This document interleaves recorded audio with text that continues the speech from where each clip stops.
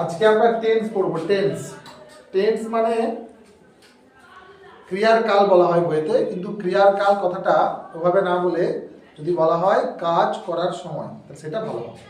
মানে টেন্স মানে কি বলে? ক্রিয়ার কাল। ক্রিয়া মানে অ্যাকচুয়ালি কাজ, বুঝতে পেরেছো? কাজ মানে কি? ভাগ। যেমন আমরা যখনই আমরা কোনো কথা বলবো, সেই কথাটা বলার সময় আমাদের কিন্তু একটা কথা মাথায় রাখতে হবে, সেখানে একটা ভাগ ইউজ করতে হবে। ভাগ আর কি? ভাগ ভালো কি আসছে? টেন্সকে অ্যাকচুয়ালি বলা হয় ক্রিয়ার কাল। কি বললাম? ক্রিয়ার কাল।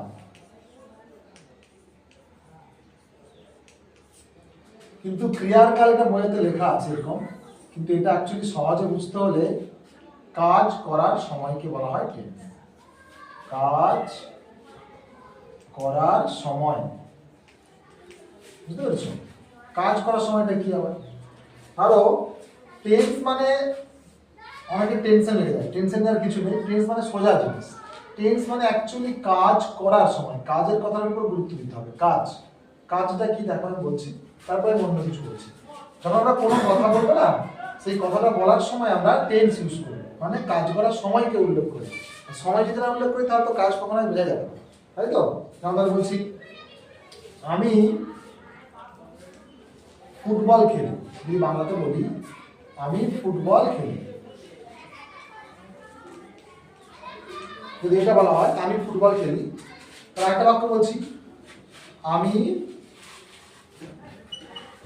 ফুটবল খেলেছিলাম।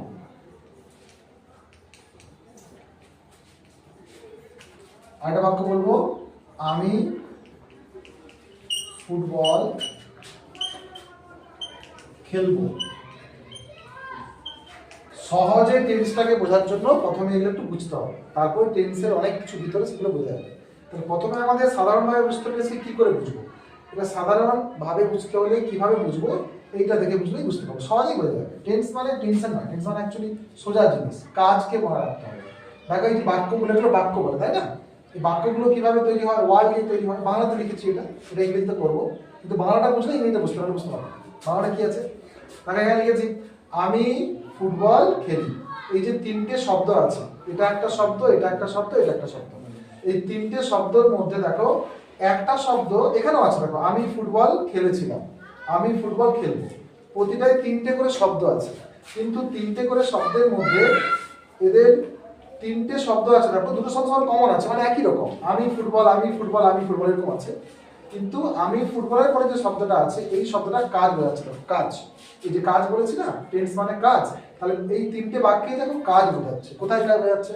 আমিতে কোনো কাজ নয়, ফুটবলে কোনো কাজ নয়, আর এখানে দেখো আমি ফুটবল, কিন্তু খেলিটা কিন্তু কাজ। খেলিটা তাই না? এই খেলিটা দ্বারা কাজ বোঝায়। কি কাজ? এই কাজটা মানে এখন কাজ বোঝায়, এটার কাজ। আবার দেখো এখানে একটা কাজ বোঝাচ্ছে, খেলেছিলাম, এটা একটা কাজ। আর খেলবো, এটাও একটা কাজ। কিন্তু এই খেলিটা কাজটাকে এখন বোঝায়। এখন, এখন যে কাজ করি না, সেটা হচ্ছে এখন সেই কাজটাকে বোঝাচ্ছে। এখানে এখন কাজ বোঝাচ্ছে। খেলি মানে এখন খেলি। তা যদি বলি আমি হচ্ছে বই পড়ি, পড়ি মানে এখন কাজ। আমি ভাত খাই, খাই মানে এখন কাজ। সেরকমই আমি ফুটবল খেলি, খেলি মানে এখন কাজ, এই সময় হচ্ছে। আর আমি ফুটবল খেলেছিলাম, খেলেছিলাম মানে কিন্তু কাজ যে হয় সেটা কিন্তু আগে। খেলেছিলাম মানে এখন নয়, সেটা কিন্তু আগে, আগে কাজ। দেখো খেলেছিলাম মানে আগে কাজকে বোঝাচ্ছে। তাহলে আমি বই পড়ি বললে এখন, সেরকমই আমি ফুটবল খেলি বললেও এখন। সেরকম আমি ফুটবল খেলেছিলাম মানে, খেলেছিলাম মানে আগে, তাই না? আর আমি বই পড়েছিলাম, তাহলে পড়েছিলাম হবে, পড়েছিলাম মানে সেটাও আগে হবে। তাহলে যে শব্দটা, যে শব্দে বা প্রতিটা বাক্যে একটা করে কাজ আছে, এবং সেই কাজটাকে বুঝতে হবে সেটা এখন কাজ, আগে কাজ না। এটা কি বোঝাচ্ছে? আমি ফুটবল খেলবো মানে এখন বোঝাচ্ছে, খেলবো মানে এখন নয়, খেলবো মানে আগেও নয়, খেলবো মানে পরে। পরে দেখো পরে বোঝাচ্ছে। তাহলে এটা বুঝতে হবে। যখন আমরা টেন্স বুঝবো তখন আমাদেরকে কাজ মনে রাখবো, কাজ আর কিছু নেই, কাজ। আমার অনেক ভাগ আছে, মানে সেরকম পরে বলবো, সেটা হবে। আগে এটা বুঝতে হবে যে বাক্যের মধ্যে টেন্স বুঝতে হলে প্রথমে এই কনসেপ্টটা আমাদের ভালো করে বুঝতে হবে, এই ধারণাটা নিতে হবে যে টেন্স অ্যাকচুয়ালি কি। টেন্স অ্যাকচুয়ালি কিছুই না, একটা কাজ করার সময়কে বলে, যে কোন সময়ে কোন কাজটা করবো। যখন এখন কোনো কাজ করবো সেইটা হবে একটা, যার নাম হবে প্রেজেন্ট টেন্স। টেন্স কাকে বলে? টেন্স মানে বলেছি কাজ করার সময়। তাহলে এখন কাজ মানেও সেটা একটা টেন্স অফ টেন্স। এগুলো সব হচ্ছে ভার্বগুলোকে আমরা তিনটে ভাগে ভাগ করেছি, এখন কাজ, আগে কাজ, পরে কাজ। তাই এখন যে কাজ হয় সেরকমই টেন্সের তিনটে ভাগ আছে, বুঝলে?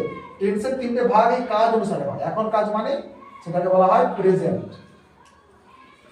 সেটাকে বলা হয় প্রেজেন্ট। আগে কাজ মানে সেটাকে বলা হয় পাস্ট, আর যেটা পরে কাজ সেটা হবে ফিউচার। ফিউচারকে ফুটারেও বলে, যেটা বলার দরকার নেই, ফিউচারই বলবে। Present, past, future. Present tense লিখে দিচ্ছি, টেন্স। তাহলে এখন মানে প্রেজেন্ট, এখন কাজ হলে সেটা হবে প্রেজেন্ট টেন্স। যে কাজটা আগে হবে সেটা হবে কি পাস্ট টেন্স, আর যেটা পরে হবে সেটা হবে ফিউচার টেন্স। এটা পরে পরে পরে কাজ দিয়েছে, এটা ফিউচার টেন্স। তাহলে টেন্স সহজ করে বুঝতে হলে প্রথমে আমাদের এই জিনিসটা বুঝতে হবে। এটা কি জিনিস? এটা সেই কাজের জিনিস। তাহলে যে কোনো একটা বাক্য বলছি, যেমন ধরো তারা বাজার যায়, তাহলে কি হবে? তারা বাজার যায় মানে এখন, আগে না পরে? কোনটা এখানে ধরতে হবে? যে তিনটে শব্দের মধ্যে বা বড় শব্দ যদি বলি, তারা প্রতিদিন সাইকেল নিয়ে বাজার যায়, তাহলে এই যে এতগুলো শব্দ আছে, তারা প্রতিদিন সাইকেল নিয়ে বাজার যায়, এতগুলো শব্দের মধ্যে একটা শব্দ আছে দেখো, যে শব্দটায় কাজ বোঝাচ্ছে। তোমরা ভাবো, তারা প্রতিদিন সাইকেল নিয়ে বাজার যায়, তাহলে তারা এখানে কোনো কাজ নয়, প্রতিদিনও কাজ নয়, সাইকেলও কাজ নয়, সাইকেল নিয়েও নয়, বাজারও কিন্তু কাজ নয়, যায় কিন্তু কাজ। তাহলে এই যায় শব্দটা কি বোঝাচ্ছে? দেখো ভালো কথা না, এটা এখন কাজ, আগে না পরে? যায় মানে এখন, আগে নয় কিন্তু, তাই তো? তাই এখন হয়েছে মানে তাহলে এই পুরো বাক্যটা কোন টেন্সে আছে? প্রেজেন্ট টেন্সে আছে। আবার যদি ওই বাক্যটাই বলি, তারা প্রতিদিন সাইকেল নিয়ে বাজার গিয়েছিল, ওই একটা ওয়ার্ড চেঞ্জ করবো, ওই একটাই শব্দ চেঞ্জ করবো, যে শব্দটা শুধু ভার্ব আছে, ওটা চেঞ্জ করলে টেন্সও চেঞ্জ হয়ে যাবে। গিয়েছিল মানে আগে হবে, আগে হলে সেটা কি টেন্স হবে? Past tense. আবার ওটাই ফিউচার হয়ে যাবে, তাই না? তারা প্রতিদিন সাইকেল নিয়ে বাজার যাবে, যাবে মানে এখন নয়, যাবে মানে আগেও নয়, যাবে মানে পরে। তাহলে ওই একটি শব্দ দেখো পুরো বাক্যটা টেন্স চেঞ্জ করে দিচ্ছে। তাহলে টেন্সটাকে বুঝতে হলে প্রথমে এই কনসেপ্টটা বুঝতে হবে, আর এই কনসেপ্টটাই হলো কাজে